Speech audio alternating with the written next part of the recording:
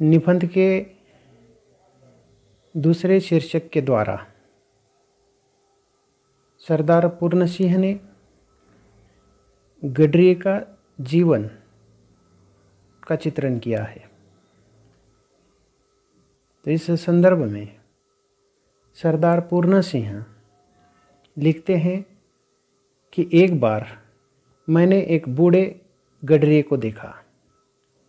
घना जंगल है, हरे भरे वृक्षों के नीचे उसकी सफ़ेद ऊन वाली भेड़ें अपना मुंह नीचा किए हुए कोमल कोमल कोमल पत्तियां खा रही है।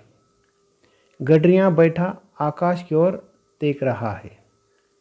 ऊन काटता जाता है। उसकी आँखों में प्रेम लाली छाई हुई है, परंतु उनके कपोलों से लाली फूट रही है। बरसाती देशों में वह मानो विष्णु के समान सिर सागर में लेटा है। उनकी प्यारी सी स्त्री उसके पास रोटी पका रही है। मकान इनका बेघर है। ये लोग बेनाम और बेपत्ता है। तो इस प्रकार गडरिये के जीवन को व्यक्त करते हुए एक बूढ़े गडरिये को सरदार जी देखते हैं। वह घने जंगल में एक हरे भरे वृक्ष के नीचे उसकी सफ़ेद ऊन वाली जो भेड़ें हैं उसको चरा रहा है। उसकी भेड़ें अपना मुंह नीचे किए हुए कोमल कोमल जो पत्तियां हैं वो खा रही है। गडरिया बैठा हुआ आकाश की ओर देख रहा है। वो ऊन काटता जाता है और उसकी आँखों में एक प्रेम की जो लाली है वह छाई हुई है, परंतु उनके कपोलों से लाली फूट रही है। बरसाती देशों में जिस प्रकार सरदार जी को ऐसा लगता है कि मानो बरसाती देशों में जैसे विष्णु के समान क्षीर सागर में वह लेटा है, उसी प्रकार का जो दृश्य है सरदार जी को उस गडरिये का दिखाई दे रहा है। उसकी प्यारी जो स्त्री है उसके पास रोटी पका रही है। मकान उनका बेघर है। ये जो लोग हैं वह बेनाम और बेपत्ता हैं। दूसरे परिच्छेद में पूर्ण सिंह लिखते हैं कि इस दिव्य परिवार को कुटी की जरूरत नहीं। जहाँ जाते हैं एक घास की झोपड़ी बना लेते हैं। दिन को सूर्य और रात को तारागण इनके सखा है। गडरिये की कन्या पर्वत के शिखर के ऊपर खड़ी सूर्य का अस्त होना देख रही है।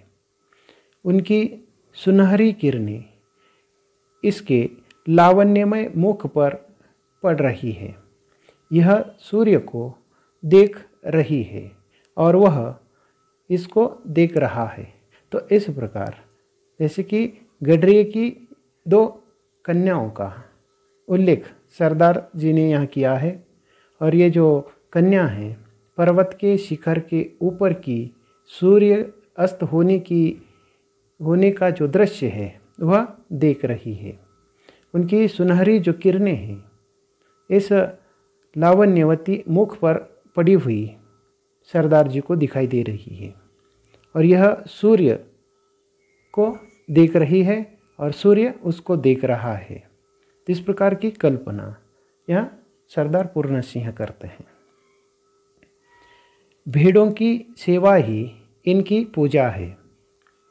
जरा एक भेड़ बीमार हुई, सब परिवार पर विपत्ति आई। दिन रात उसके पास बैठ काट लेते हैं। उसे अधिक पीड़ा हुई तो सबकी आंखें शून्य आकाश में किसी को देखते देखते गल गई। पता नहीं ये किसे बुलाती है। हाथ जोड़ने तक की इन्हें फुर्सत नहीं। पर हाँ, इन सबकी आंखें किसी के आगे शब्द रहित, संकल्प रहित मौन प्रार्थना में खुली है। 2 रातें इस तरह गुजर गई। इनकी भेड़ अब अच्छी है। इनके घर मंगल हो रहा है। सारा परिवार मिलकर गा रहा है। इतने में ही नीले आकाश पर बादल घिरे आए और झमझम बरसने लगे। मानो प्रकृति के देवता भी इनके आनंद से आनंदित हुए। बूढ़ा गडरिया आनंद मत्त होकर नाचने लगा। पिता को ऐसा खुश देखकर दोनों कन्याओं ने एक दूसरे का हाथ पकड़कर पहाड़ी राग अलापना आरंभ कर दिया। साथ ही धम धम छम छम नाच की उन्होंने धूम मचा दी। मेरी आँखों के सामने ब्रह्मानंद का समा बांध दिया। मेरे पास मेरा भाई खड़ा था। मैंने उससे कहा, भाई अब मुझे भी भेड़े ले दो। ऐसे ही मुख जीवन से मेरा कल्याण होगा। विद्या को भूल जाऊं तो अच्छा है, मेरी पुस्तकें खो जावे तो उत्तम है। ऐसा होने से कदाचित वनवासी परिवार की तरह मेरे दिल के नेत्र खुल जाएं और मैं ईश्वरीय झलक देख सकूं। चंद्र और सूर्य की विस्तृत ज्योति में जो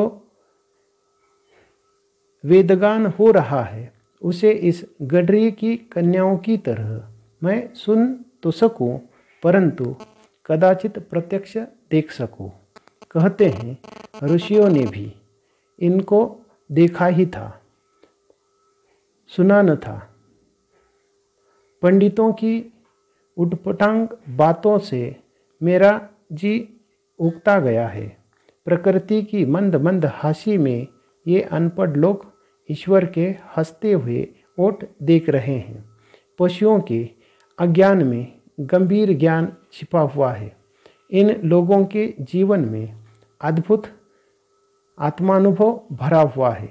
गडरे के परिवार की प्रेम मजदूरी का मूल्य कौन दे सकता है? तो इस प्रकार का प्रश्न अंत में उपस्थित करते हैं। तो इस प्रकार गडरिये के जीवन को व्यक्त करते हुए गडरिये अपने जो भेड़ है उन पर कितना प्रेम करता है उसको व्यक्त करते हुए, जैसे कि भेड़ों की जो सेवा है वह ये जो गडरियाँ हैं वह उसकी पूजा मानता है। कभी एक आध भेड़ बीमार हुई तो सारा जो परिवार है, सारे परिवार पर एक आपत्ति आने की बात सरदार जी करते हैं। दिन रात उस भेड़ी की पास बैठ कर काटते हैं। उसकी जो पीड़ा है उनको जब देखी नहीं जाती तो उनके परिवार के सारे सदस्यों के आँखों में आंसू आते हैं और शून्य आकाश में देखते देखते अर्थात उनकी आंखें गलने लगती हैं और पता ही नहीं चलता कि उनकी ये जो आंखें हैं वह कब गीली हो गई। हाथ जोड़ते हैं अर्थात वह प्रार्थना करते हैं। जैसे ही ये जो भेड़ है वह ठीक हो जाती है तो सारे परिवार को बहुत खुशी होती है। इनकी भेड़ जब अच्छी होती है, इनके घर में एक प्रकार का जो मंगलमय वातावरण है छा जाता है। सारा परिवार मिलकर गाने लगता है। इतना ही नहीं तो नीले आकाश का ये जो बादल हैं वह घिर जाता है और छमछम बरसने भी लगता है। और उसके बाद अर्थात यहाँ सरदार जी ने इस प्रकार की बात कही है कि मानो प्रकृति के देवता भी इनके आनंद से आनंदित हुए हैं। उसके बाद ये जो बूढ़ा गडरिया है आनंद से मस्त होकर नाचने लगता है। अपने पिता को नाचते हुए देखकर उनकी दोनों कन्या एक दूसरे का हाथ पकड़कर पहाड़ी जो आलाप है वह शुरू कर देती है। साथ ही साथ ये छम छम थम थम इस प्रकार का जो नाच है वह धूम मचा देता है। तो इस दृश्य को देखकर सरदार पूर्ण सिंह को ऐसा लगता है वह अपने जैसे कि वो कहते हैं कि मेरी आँखों के सामने ब्रह्मानंद का समा बांध दिया गया है। तो इस प्रकार जैसे कि ये जो आनंद है वह ब्रह्मानंद प्राप्ति जैसा लग रहा है, और वह अपने पास खड़े भाई को कहते हैं, सरदार जी अपने भाई को कहते हैं कि भाई मुझे भी क्या करो, भेड़े ले दो, ऐसे ही मुक्त जीवन से मेरा कल्याण होगा। ये जो विद्या है, इस विद्या को मैं भूल जाना चाहता हूँ। मेरी जो पुस्तकें हैं वह खो जावे तो उत्तम है। ऐसा होने से कदाचित ये जो वनवासी परिवार है, जंगलों में रहने वाला ये जो परिवार है, वह किस तरह जैसे कि अपने जो दिल के जो नेत्र हैं वह खुलकर प्रसन्न जीवन जी रहे हैं। तो इस प्रकार की एक ईश्वरीय जो झलक है मैं भी देखना चाहता हूँ। चंद्र और सूर्य की विस्तृत जो ज्योति है वह उनको वेगवान लग रही है, और इस गडरी की कन्याओं की तरह अर्थात वे भी, अर्थात ये सारा जो वेग है, ये सारा जो गीत है वह सुनना चाहते हैं, प्रत्यक्ष उसको देखना चाहते हैं। और कहते हैं आगे, वो कहते हैं कि ऋषियों ने भी इनको देखा ही था। ऋषि मुनियों ने भी ये जो दृश्य है देखा है, सुना न था, अर्थात ये जो दृश्य है उसके बारे में देखा होगा लेकिन सुना नहीं होगा। पंडितों की उटपटांग बातों से मेरा जी उगता गया है। प्रकृति की ये जो मंद मंद हंसी है, अर्थात ये अब उनको अनपढ़ लोगों में दिखाई दे रही है। ईश्वर के हंसते हुए जो ओठ है वह सरदार जी देख रहे हैं। पशुओं का ये जो अज्ञान, गंभीर जो ज्ञान है वह जो कि अब तक छुपा था वह उसको देखना चाहते हैं। इन लोगों का जो जीवन है, उन जीवन में एक प्रकार का अद्भुत जो आत्मानुभव है वह भरा हुआ है।